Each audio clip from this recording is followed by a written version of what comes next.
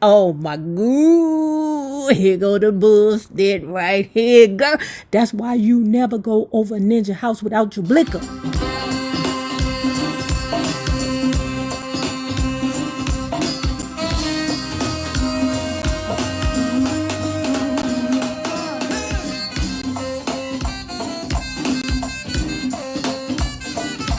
Well, hello there, love bugs. Hello there, Bellas. If you have not already done so, please hit the Patreon link below and or the join button here on the YouTube. And for a small monthly fee, you babies, yes, you can be privy to all the shenanigans before the YouTube gets it, if the YouTube gets it. Speaking of the shenanigans, for all the paying members, I need you to go to our community wall and check out what I just posted because I need an answer.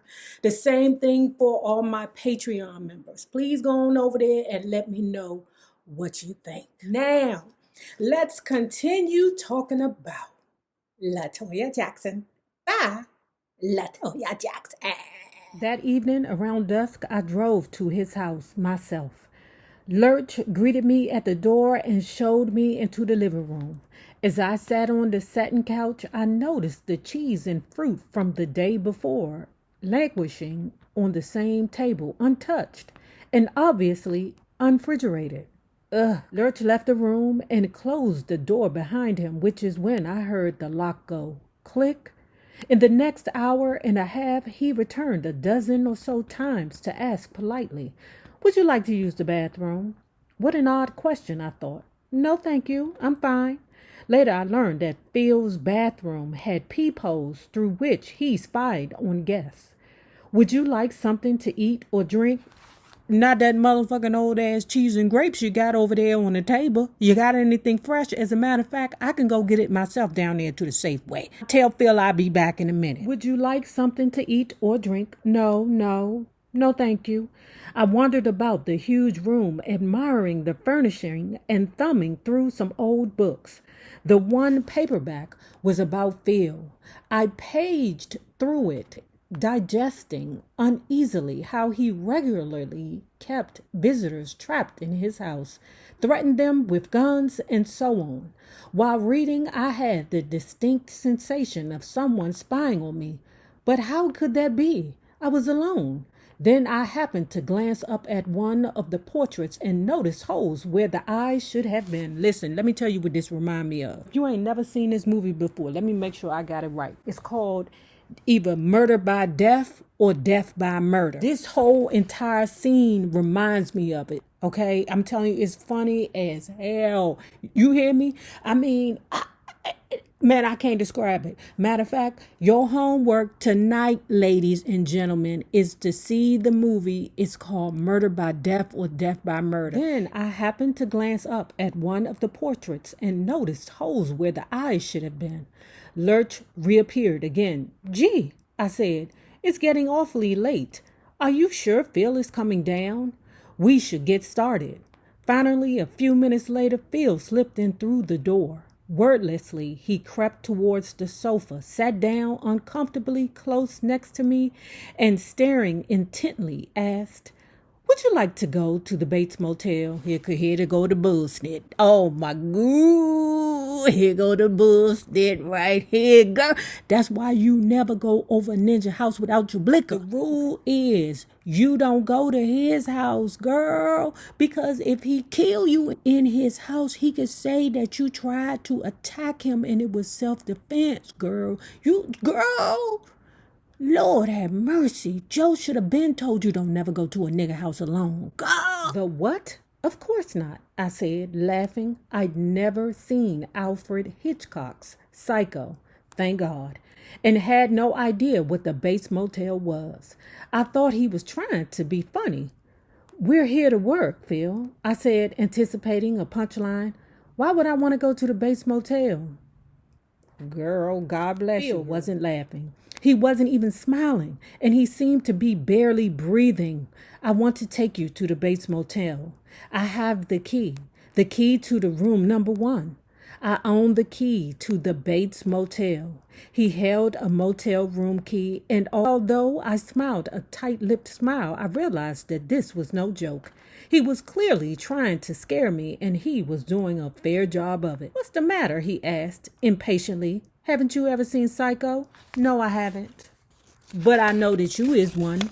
Ninja." I got up and walked towards the piano. Phil followed.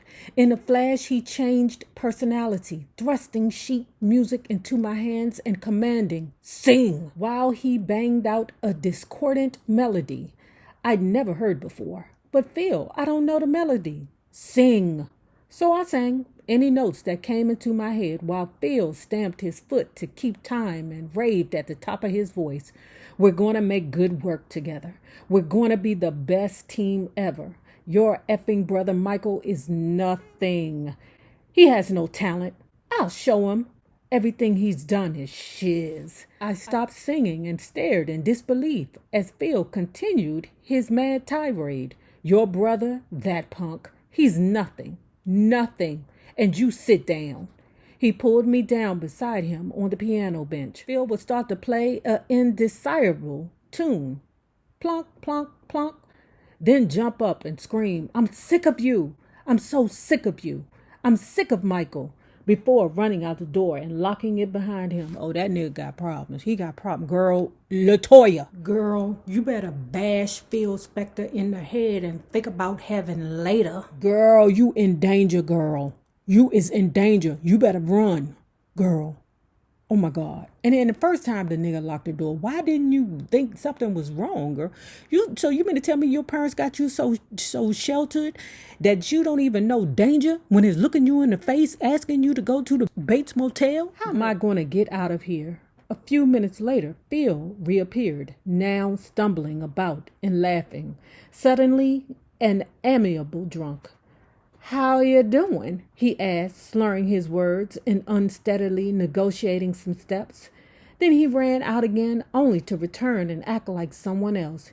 He did this 7 or 8 times, assuming a different personality with each entrance. Hold on, Danny. You need to call that nigga Danny, okay? The Danny dude that told you that you need to hook up with him, he a little eccentric, beware. He ain't tell you that he was absolutely nuts. You need to do something real bad to that nigga Danny, because he set you up, girl. Finally, I'd had enough. "Phil," I said firmly, "listen to me." He stopped his hysterical laughter and fixed his gaze on me. "I have to go. I have a meeting." I lied. "I'm expected at 9 o'clock, and the people will be worried if I don't show up." "Oh, I didn't tell you," he said slyly. "Your meeting has been canceled." "What?" Of course he was lying. "They called." "Who?" "You don't know?" he asked suspiciously. "They couldn't have called here. I didn't give anyone the number." "But it's a very important meeting," I added, my heart pounding in my ears. "No luck. You're staying here for 2 weeks straight, and I'm not letting you out of this house," he said. "You will not leave until we get this album completed. Do you understand me?" I changed tack. "Yes, Phil, of course, I'm willing to work just as hard as you. And, ... and I truly believe that you and I will do wonderful things together, but I do have to go." Now he went from tyrannical to imploring, crying, "You can't leave me. You can't leave, LaToya." "But Phil, you know I'm coming back," I said as sweetly as I could. "No, you won't. Once you leave here, you'll never come back. I know you won't. You know why she won't come back? Because you done this bullshit to other girls, okay? And them bitches ain't come back neither. That's why I'm not letting you out of here. Please, Phil, let me go. Those people I'm to meet, they know I'm here, and if they have to come get me, they'll never let me come back. They'll interrupt our music, but if you let me go, I can come back. Just let me go for 5 minutes. I want to hit record more than anything, and I know you're the man who can do it for me. You promise?" Now he sounded like a little boy. "You promise you'll come back?" Finally, Phil relented and reluctantly instructed Lurch to let me out. I casually strolled out the door, but once I was clear, I started running as fast as I could. Please, God. I thought let my keys be in that car, and luckily they were. I floored the gas pedal, speeding through the iron gate just before it closed, then carefully wended down the narrow street. Shaking, I drove to Randy's ex-girlfriend's house, but Julie wasn't home. You know what I'm thinking, y'all? Hold on, y'all. Remember when we read the Tina Turner book and that situation that happened with Randy, with him jumping through the window? The girl Bernadette was saying that everything was cool between her and Randy. But when the girlfriend left, he went nuts and started pursuing her heavily, because at first Bernadette was the side chick. Okay? Randy was probably stressing Julie out too, but Julie left his ass. Okay? So now all the crazed affection and attention is going straight to Bernadette. That's why he jumped through Tina Turner's window. Now what? I drove to Jack's, but he was out too. Feeling too distraught to drive back to Encino, I circled the block for a while. Passing Jack's place again, this time I saw the lights on. When he answered his door, I collapsed into the foyer. "What's wrong with you?" he asked, bewildered. "Just please help me," I gasped, out of breath. "You've got to help me, child." Anyway, Jack was like, "You better call your daddy." She called her daddy, right? "Daddy, mama, that nigga tried to kill me, but I'm okay. I'm over at Jack's house. Everything is just fine." I had no idea that the minute I escaped from Phil's house, he'd called my parents and started threatening them, screaming at my father. "I know you have her there, and you're not letting her come back to me. She promised she would come back. I'm coming over there to blow your brains out." One thing about Joseph, nobody intimidates him.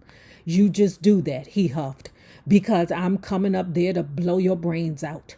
"Oh yeah? I'll be waiting for you with my magnum. You just dare come over here." Yeah, he'll be waiting for you on the front porch with no clothes on and some Scooby-Doo slippers and a tennis racket. As I learned later that night, my call home had come in the middle of this. So naturally, my parents assumed that Phil was holding me captive and had forced me to say I was safe.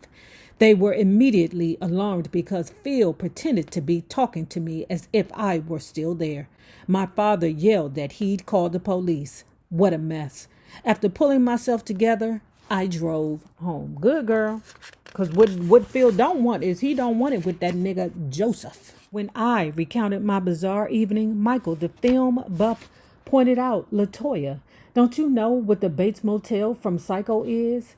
It's where people get murdered.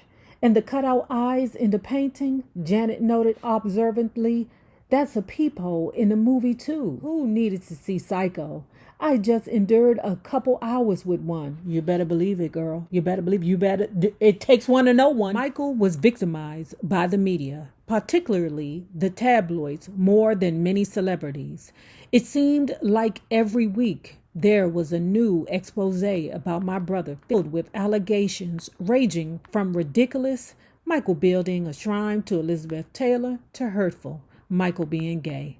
These rumors, which just by virtue of being published, become the truth in many readers' minds, upset Michael and our family terribly.